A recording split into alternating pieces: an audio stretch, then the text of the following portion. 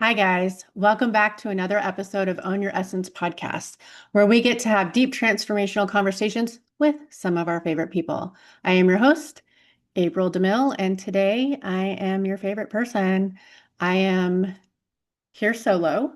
And I had a guest on yesterday, and her episode's not going to air until I want to say December 14th, but it brought up some stuff. She's a friend of mine. Her name is Stephanie Webb, and we were talking about healing being linear, what we agree with that, how we agree with that or not. And then we talked about how it impacts, like dating, romantic life, as well as other relationships. But we were a little more directed at, dating life in that conversation. And it occurred to me in those conversations that, I've never really gotten on here and shared a whole lot about my own personal journey. I think little bits and pieces of the puzzle come out naturally when I'm, interviewing other people and I decide to share, a personal moment from my own history. But there have been moments in my life, as anyone else's, that were just big aha, like, this is the moment I knew I needed to change everything. And that reminder came up when Stephanie and I were talking yesterday because I did briefly discuss uh, that I had practiced celibacy for a pretty long period of time, and I had been single for 11 years. So I decided, since that was such a drastic shift in my personal journey, I wanted to share about that journey, and I wanted to share about the other part of that story was how I accepted and decided to lean into my psychic mediumship because that part was also not something I was willing to embrace until I was 38 years old. So, yeah. So, I'm going to do that. I'm going to sit here and shoot the shit with you guys and tell you a little bit about myself and then I'll hop off of here and see you next time. But the I guess I'm going to start with the psychic stuff. I was born I always say I was born on, like switched on. So I was always a psychic medium. Um, Unfortunately, a lot of us have to go through, um, hellfire in order to accept that, and others around us to accept it. And some people don't. Some people have others that have paved the way for them, before them in the family or whatever. I did not have that. So I had to go through hellfire. So that was fun. So I had very, very vivid early memories from the time I was in diapers of experiences with other beings from other realms and spirits in my bedroom, standing around my bed, whispering my name, tugging on my blankets, playing with my hair, from a very, very early, as long as I can remember. That has always been the case. Um, Being a dream walker and moving through realms, and astral travel and projection, all the things. So there's so much to that, but I will say that, long story short, it took me until I was age 38 to finally say, okay, clearly I can't get rid of this shit. I've tried that for 38 years and that never worked. So what can I do different? And so what had happened was, my youngest my youngest daughter died in 2012. And as soon as she died, her spirit did come visit me. And, she told me that she was okay. And she told me that she was with my grandma. And I also saw my guide with her. And I knew that they had taken her, they had come for her and helped her transition. And that was a very traumatic moment in my life, for obvious reasons.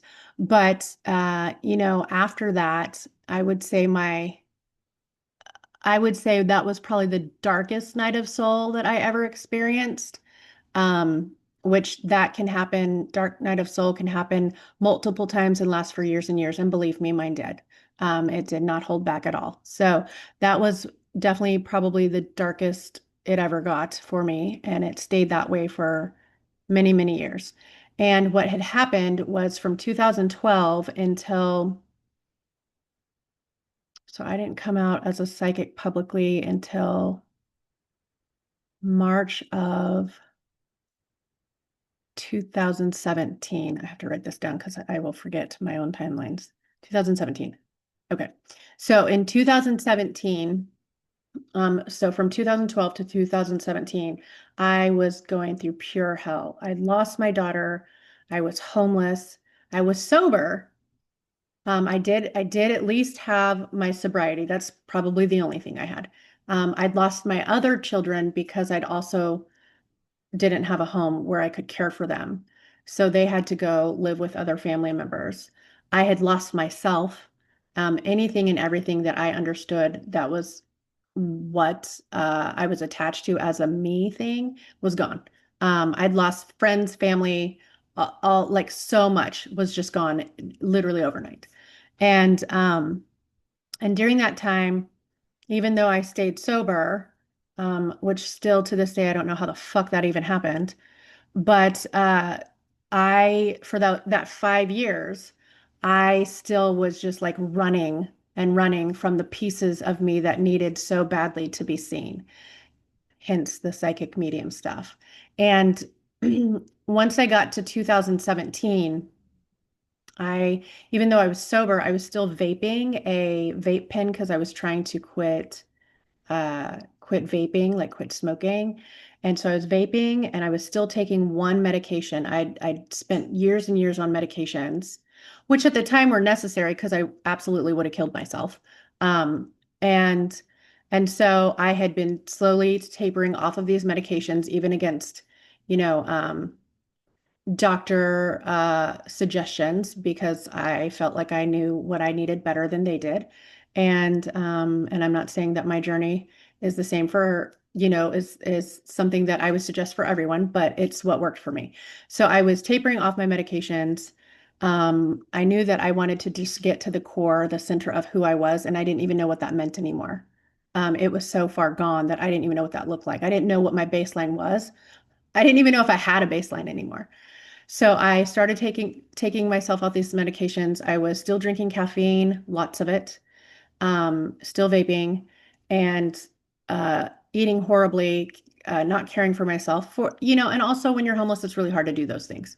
Um, and so I had gone to stay in Oregon with a family member in 2017, and I had decided that I was going to stay right there on her couch and I didn't care what happened, but I was not going to take this medication anymore, ever the fuck again.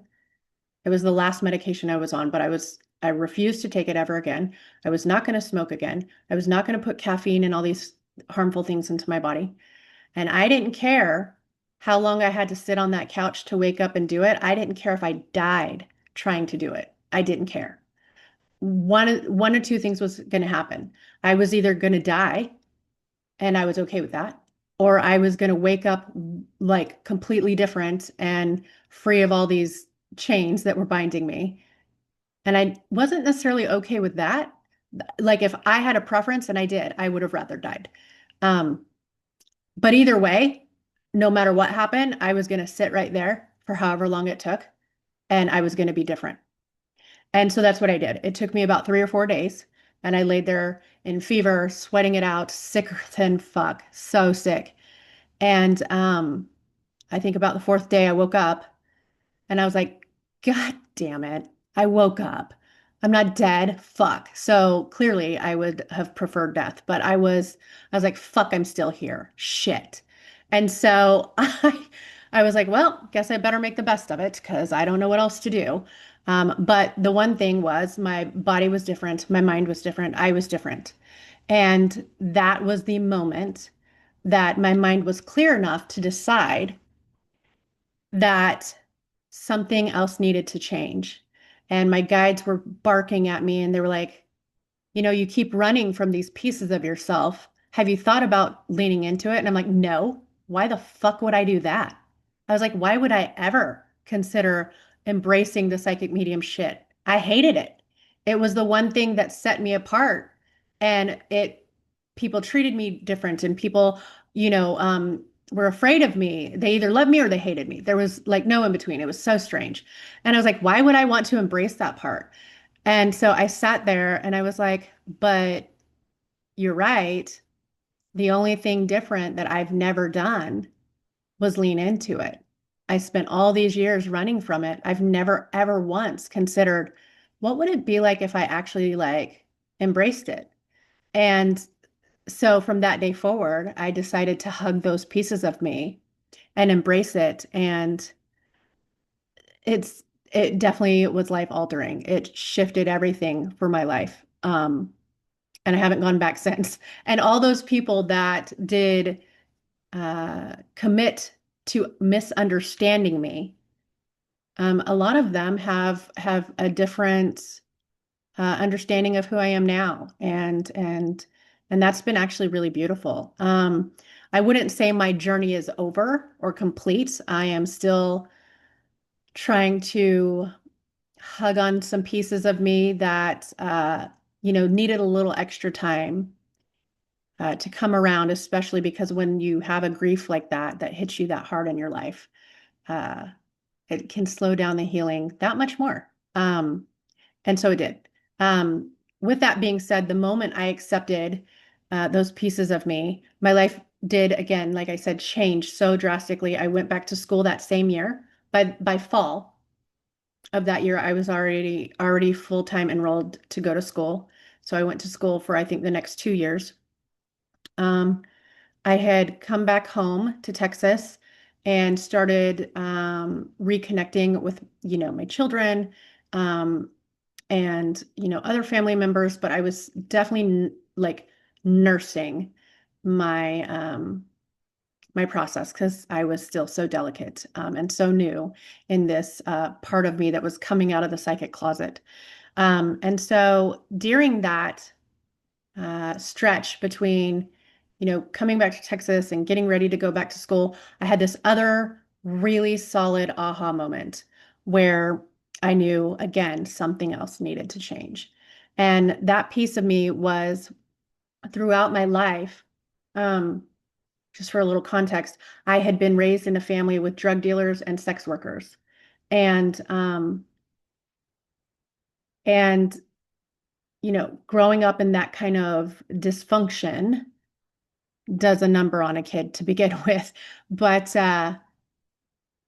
I definitely followed in a lot of those footsteps, right? Like we're products of our environment. So, I was conditioned to. And so with that being said, I had noticed that I had a lot of sexual avoidance issues and sexual addiction issues all at the same time. And since I had gotten sober, my body would naturally look for what can I cling to next? How else do I fill the voids? There's no drugs. There's no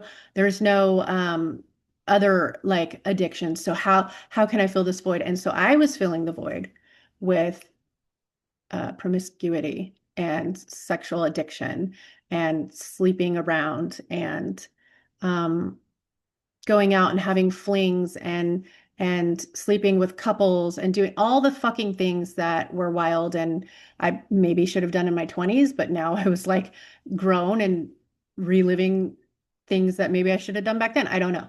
I can't give you all the whys. I don't know. But I do know that in those moments, in 2017, I'd realized because I had this need, this void to be seen and loved and all the things because I couldn't love myself, right? So, and I kept abandoning myself. So I kept setting myself up with other people that would abandon me. And it never failed. It worked every time. Um, and so that pattern was ingrained in everything I did. And so I had come to the realization that let me backtrack a little bit. Some of the relationships I'd gotten into were extremely violent. I had a man cut me with a knife. I'd been beat. I'd been raped several times. There were lots of really nasty, violent experiences through that. And a lot of that was, I'm not trying to take blame for all of that because some of that stuff's just absolutely not okay. But also I could still sit in those moments and realize that I was putting myself in situations and making myself available to situations that were not safe. And so this other realization was I keep attracting all these broken, unavailable, abusive, violent men. And with that awareness, I had decided, well, what's the common denominator in all those stories? And it was me. I was the common denominator in every one of those fucking stories, in every timeline, in every trajectory. It was me over and over, making those choices, whether or not I knew I was doing it or it was subconscious, unconscious, whatever. It didn't matter. The fact of the matter was I was still playing the biggest part in putting myself in those situations. And so in that moment, I had decided that I was going to embark on a journey of celibacy. And what that meant, because celibacy might have a different meaning for everyone. Some people think it's like, oh, we're just not dating or whatever. What that meant for me was I had decided that because I didn't have a healthy relationship with myself, I definitely couldn't provide that for someone else. And so I knew I was attracting all the wrong individuals and I needed to work on myself. And that meant my idea of celibacy was like the kind that you would see through a monk or a Catholic nun. So there was no touching myself. I had to divorce from myself, and no one else was going to touch me either. Now, I will say I didn't think that that journey would last as long as it did. I thought for sure, I was like, well, I'm at least going to commit to this for a year, right? So I had entered the journey thinking I'm going to give it 1 year. A year came, and I would say that first year was definitely the more challenging year. But by the time I hit the end of that year, it was not hard at all. It was really not hard at all. It wasn't a struggle. I didn't have to think about it. It was a lifestyle. Now it was a choice. And I went through celibacy for 6 years. So from October of 2017 until let me see, October of 2023. Yeah. That's right. Okay. So from October of 2017 until October of 2023, I was celibate for those 6 years. Yeah. So in October of 2023, uh, well, actually, I would say the fall of 2022, I had to ask a friend for help. She was a healer too. And I was like, look, I feel like I've come to a place in my celibacy journey where it's kind of counterproductive, right? Because I've done all this healing and I've done all these things, and I need to actually practice what I preach and put these things into action. And you can only go so far, right? In your healing journey. It's easy to say you practice what you preach if you're not actually putting in action and trying it in the real world. And that's where I was. I was like, look, it's easy for me to stay celibate because, you know, that's all I know right now.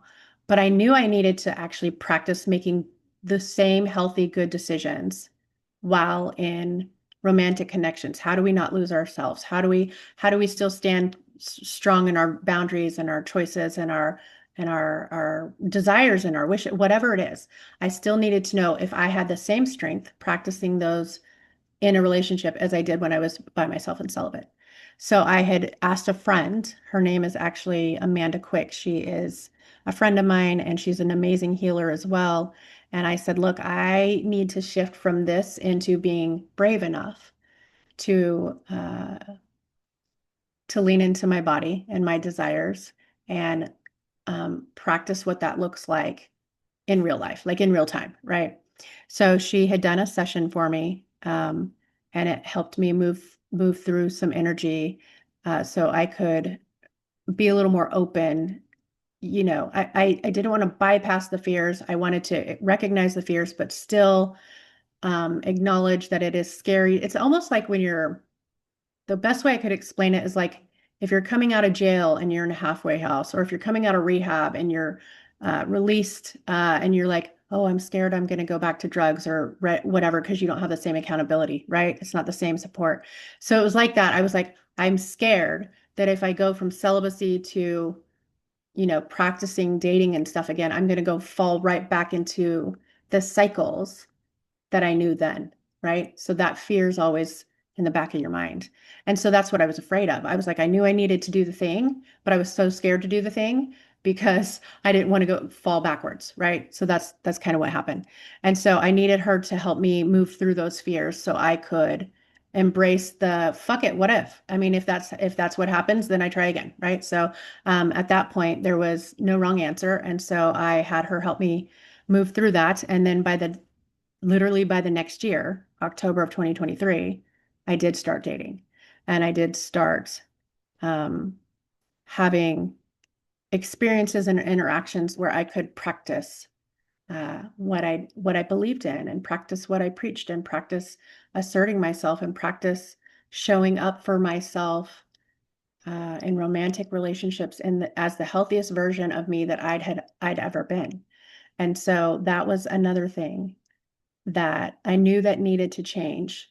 And it did absolutely alter everything in my life. And so I felt like it was important to kind of share a little bit about that journey, just because, I guess I needed to kind of piggyback on some of the stuff that Stephanie and I talked about yesterday in our episode together.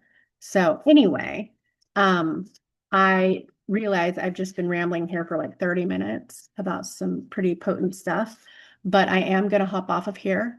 I just wanted to share some of those impactful moments in my path and give you guys a little bit of I guess a little chance to, look at some of the puzzle pieces that make up who I am.